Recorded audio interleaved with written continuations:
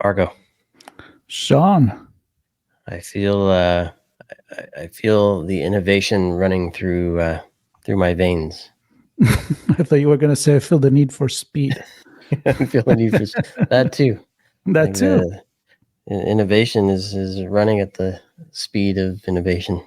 Well, I guess for people like us that like to talk about technology, when you start looking at an event like the one that we are introducing now, as this is the first, the kickoff conversation for probably the tech event in the world, a good level of adrenaline start flowing through your vein. At least that's how I feel. Exactly. I think many people, when they hear the words or the letters CES, which is presented and hosted by Consumer Technology Association, CTA, things perk up a bit. They get excited. A lot of cool stuff comes from that event. A lot of things are unveiled, and the future is on display for all of us to see, right? And for you and I, it's a chance to talk about, well, how does that future look? As we like to look at things from the intersection of technology, cybersecurity, and society. So how do each of those things play on each other with, of course, the ultimate goal of recognizing that we as humans control that future. So how do we have our voice in there to define the future that we want, and how can we embrace it, to embrace technology to get what makes us feel good from it? Nope. Absolutely. A big conversation. And as usual, what do we know? We just bring people that know more about things than what we do. So, Sean, who we got today, who we're going to kick off the conversations about CES with? Well, today I think we're gonna get a slice of some of the stuff going on, mostly around policy and standards, and I think we'll touch on security and privacy as well, if I'm not mistaken. We have David Grossman on. David, thanks for joining us. Thank you so much for having me. I'm as excited as you are as we approach CES 2024. This is, I think, will be my 16th CES. So I've seen a lot over the years. CES is the most powerful tech event in the world. We'll be convening in Las Vegas, January 9th to the 12th. And we're all on. That's our theme for CES 2024: AI, transportation tech, startups, smart cities, digital health, and solutions for a better and more sustainable planet. We're expecting over 130,000 attendees for CES 2024, 3,500 plus exhibitors. Within that is our Eureka Park area with over 1,000 startups from around the world. We also have some really exciting keynotes that we've announced in the last few days and weeks, including for the first time ever, a keynote speaker from the beauty industry. We'll have the CEO of L'Oreal. We have keynotes from Walmart's CEO, the CEO of Intel, HD Hyundai, NASDAQ, Qualcomm, and most recently, we announced for our Leaders in Technology dinner on January 10th, we'll be hearing from the CEO of Best Buy. That's fantastic lineup, and I'm sure it only continues and continues and continues. And the one interesting point there that I don't know if others picked up on it, but certainly some of those brands you could easily attach tech company, but it's not just the normal tech company that's innovating and using technology to drive things, right? L'Oreal, for example, healthcare and beauty and wellness, and I'm sure they're in a lot of things, leveraging technology to make our lives better and to feel better about ourselves, right? That's absolutely right. And having been at CES and been a part of it for so many years, I've seen that evolution, from the earlier days when CES was most known for unveiling the latest televisions, to now seeing on the show floor a giant combine from John Deere. And John Deere's CEO was one of our keynotes at CES 2023. So you're seeing these various industries come together with technology, whether it's in agriculture, whether it's food tech, transportation. These are companies in many cases that have been around for many years and have deep histories, but they're becoming technology companies, and they're embracing AI and other solutions to become more efficient, reduce costs. There's a lot to be excited about. Well, you just said something, and you both went there. Technology company is every company nowadays. So I talk a lot about the intersection of society and technology, and my jokes is that I can talk about pretty much whatever I want because technology touch everything. And I think, again, to look a little bit back into your 16 years at the CES, if I look at the topics that you're covering now, it's a window on our present and our future. We're talking about, you have family and lifestyle, fitness, food technology, space, and pretty much anything I can think about. And as much as I would like to tell me what the next Walkman is going to be, I think this is way more exciting. So it's beautiful. Can you tell me a little bit about looking back? I mean, what have been, in your opinion, the pivotal moments maybe in the last 16 years that brought us where we are now? Yeah, well, I think you've touched on it, which is the broadening of the type of companies that come to CES and see it as the place to be in terms of the most powerful tech event in the world, across all of these industries. One of the observations that I have, look at the automotive industry, and for many years, aftermarket auto companies and products were on display on the CES floor, whether it was subwoofers, car audio systems, that moved into portable GPS units over the years. And now you see the major automakers are here on the show floor at CES, and including, as I noted, Hyundai and Kia, as well as a number of other ones, Honda, Mercedes, just to name a few. So I think that's one of the areas that I've seen in terms of trends. Certainly, AI is going to play and have a big role in the story being told at this coming year's CES. We've seen advancements in 5G.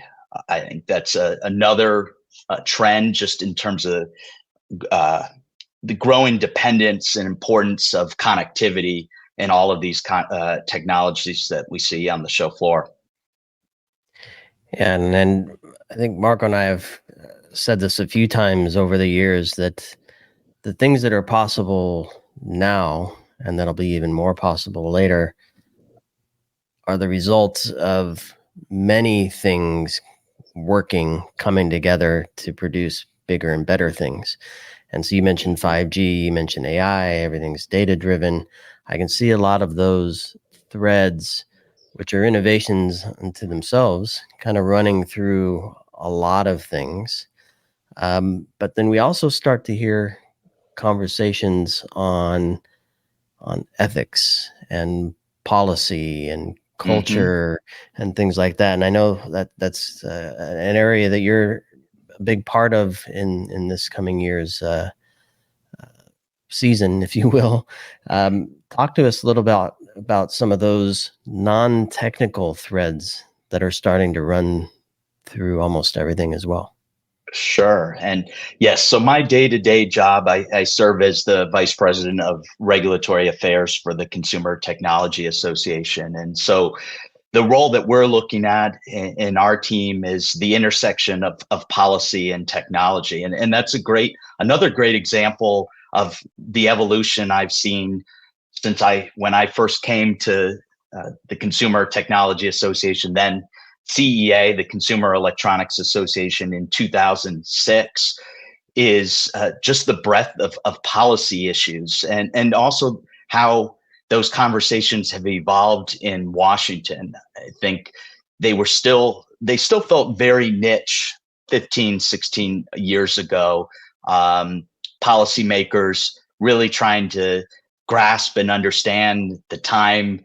We were still focused on just getting basic connectivity into American homes. Well, truthfully, we are still working on bringing high-speed broadband, but those conversations were going on. We were talking about cloud computing and data, and well, we are still talking about privacy and cybersecurity. But I do think that those issues have heightened in significance, and also I would say the number of government agencies within the U.S. that are looking at technology issues has also grown substantially. And you have traditional agencies like the Federal Communications Commission. I'm an alumni of that agency that has always been the regulator of telecommunication services going back to the early 1930s. So they've always had a window into telecommunications, but you have the Federal Trade Commission and Consumer Product Safety Commission, Environmental Protection Agency. All of these agencies are looking at different aspects of the technology policy conversation.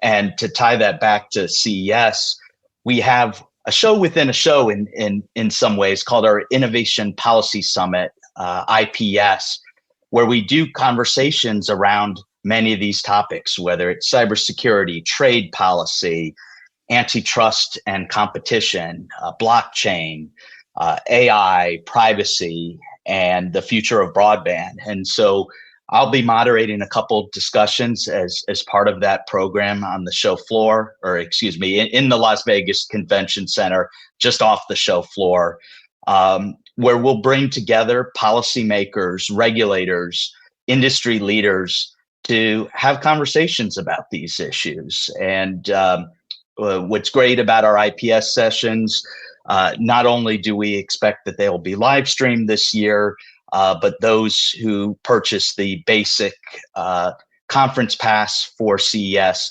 will be able to attend those IPS sessions. Just looking at some of the items there on the list. I mean, it's a full page, I don't know, say a long day, but a full day of cool stuff. I mean, it starts off with health innovation. Clearly, technology driving health, and doing so in a way that that preserves the safety of the patient is super important, right? Go ahead. No, I was just going to say, that's another example of a huge growth area that I've observed in my time at CES. When I think back to my first show, I really don't remember that much in the area of digital health. And now it's such a big part of the show floor. For some time, the conversation was just about wearables, but now you're seeing healthcare companies who also see them as tech companies as well, exhibiting on the show floor. Abbott is one example of a company in the health space that will be here at CES 2024 this year. Yeah, we've moved on beyond connected and smart toothbrushes, I'd say. There's so much going on there. I'm looking here at the other list. There's IoT and another consumer protection thing where you have certification. We don't have to touch on all of these. Let's see. I'm looking at autonomous vehicles, another big area, right? That seems to be hitting a lot of places in not just the U.S. but all over the world. It is indeed, and I'd love to talk a little bit more about the IoT and cybersecurity one, because I spend a lot of time on it. I think it's something that would be of interest to your listeners if they haven't been following the work on this. It's a multi-year effort, but really has made its way into the public discourse really in just the last year or so. And this is a conversation around how can we raise the bar when it comes to cybersecurity of consumer connected devices. And from a consumer standpoint, how can we give consumers more information at the point of sale when they're buying these connected devices to know about the cybersecurity measures that have been put into place on that device? So there have been conversations at the highest levels of the US government. There are other countries, including Singapore and Germany, that already have their own connected device, IoT, security labeling program.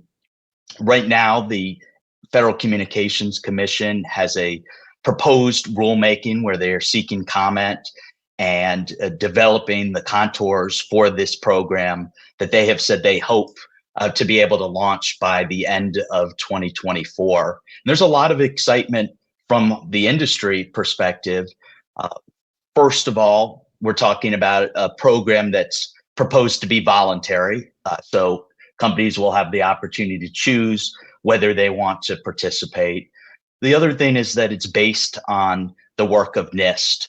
And there is a lot of trust in NIST as an expert when it comes to technical standards. They've been working on recommendations related to this topic of IoT labeling cybersecurity for some 5 years now. And the basis of what the FCC is proposing is to use that baseline work that NIST has developed. So one of the Innovation Policy Summit conversations panels we will have, I'll be moderating, is on this very topic. We hope to have leaders both from industry as well as consumer groups. Consumer Reports will be part of that panel discussion, as well as leaders from government. And we see this as a great example of a public-private partnership. How can industry and government work together, raise the bar on cybersecurity, and give consumers more information when they make decisions about buying products? Yeah, we actually spoke with Jeff Marone from NIST. I think it was in 2020, around this time a few years back, about this very topic. So yeah, it's good to see that we have some continued investment, and it's a big topic as part of CES. I want to touch on one more thing, and I know that Marco wants to jump in as well, of course, but just the concept of privacy. I know this also as part of the IPS summit. It's a focus on U.S. privacy, and the topic is called "Consumers Deserve Better Than a Patchwork of Confusion." So I know this very well, and I've talked on my show a few times. But from the CES perspective, why is this important, and who's coming together for this conversation? What's the goal with this particular session? Yeah, so I'll start with where we as an organization, where the Consumer Technology Association stands. And we have long called for a national privacy bill that is ultimately signed into law to give consumers consistency, to give manufacturers and retailers consistency, because the reality is a patchwork of state laws just does not work when it comes to the internet, which is global in nature and certainly does not stop across state lines. So we'll be having a conversation about what that looks like. It's been a conversation before Congress for a number of years now, the push to pass legislation into law to create a national privacy framework. And so that's going to be the focus of that conversation. I know that we will have a representative of the Federal Trade Commission, as well as industry representatives to talk about their vision for privacy in the United States. But as you said, it also intersects with what's happening globally, GDPR, as well as other privacy laws around the world. We have to have that conversation from a bigger picture and recognize that the U.S. isn't the only player out there. It sure is not. And I think that that looking at things from a global perspective, it makes me think about a few conversations that we just had on the smart city topics while in Barcelona, there was the World Expo. And when I think about that kind of conversation where it include, again, a politician, it includes cities, it includes companies. And at this point, again, it's really not anymore about the new gadget. That's for sure. And when I also look at the thing that the CES grow into is really understanding that technology is affecting our life. And so I see there is panel in diversity and inclusion. There is tracks about that. Human security. You guys already talked a little bit about that. And of course, I think that the elephant in the room, I'm imagining this year, is probably going to be a lot of generative AI and and ethics. So anything that you want to touch on in regards of these few things that I just said, and then we can close the conversation.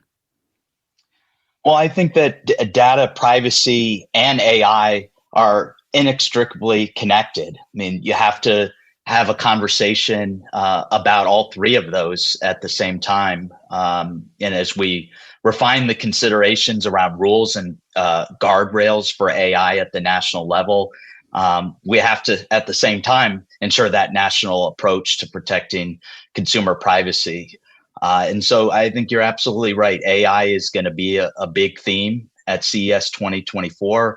We'll have policy session, at least one in our IPS track, and certainly others throughout the conference programming.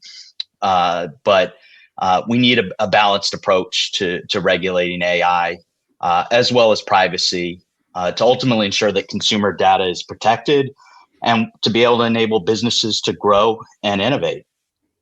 Yeah, absolutely. And I cannot think of a better global stage like this one to make all this thing happen. And of course, it's a conversation that is going to be ongoing and for probably a very long time. I don't know, Shem. Yeah. Yeah, I mean, I'm just looking at the topics, and of course, I'm an operational guy. I like to look at how stuff gets built and actually used. But I'm also a consumer, and I see a lot of topics that touch on that cool new gadget too. I see the fitness and wearables, and the gaming, and the esports, and the Web3 and the metaverse, and sports technology. Certainly space is another area you mentioned earlier, Marco.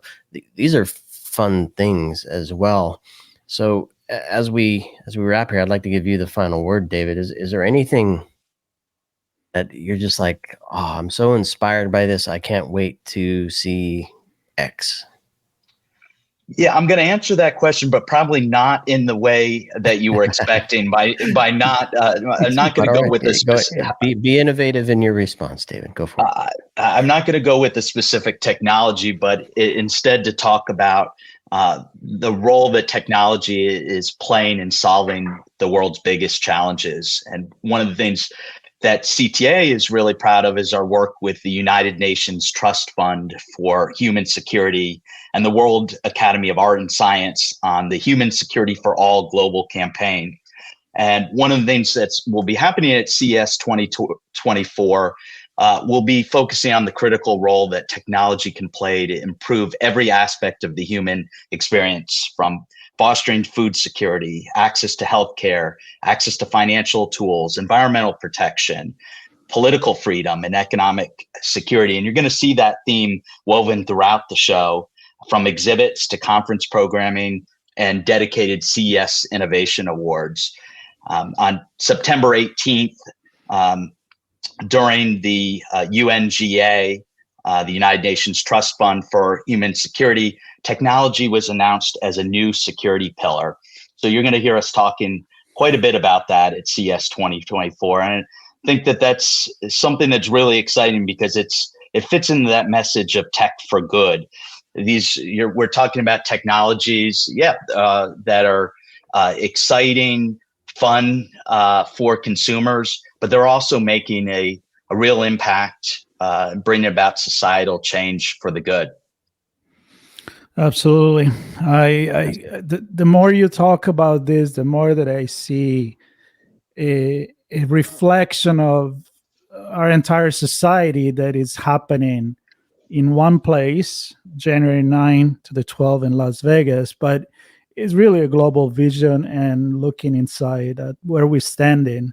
So yes, it's great, what I call the blinking light and funny noises of technology, but it's also good to know that so many entities are involved and so many countries, and it's really a vision in our humanity and where we are going. So I'm really excited. I'm grateful for bringing this first episode of our coverage and all your thoughts, and I really appreciate it. I'm sure Sean appreciated it. And I'm quite sure that our audience are thinking about all of this, and hopefully they'll follow and come to the show as well. So a big thank you to you, and good luck for this big event that you've been putting up. Well, thank you so much for having me, and we look forward to seeing you January 9th to 12th in Las Vegas. Looking forward as well. Perfect. Thanks, David. Appreciate it.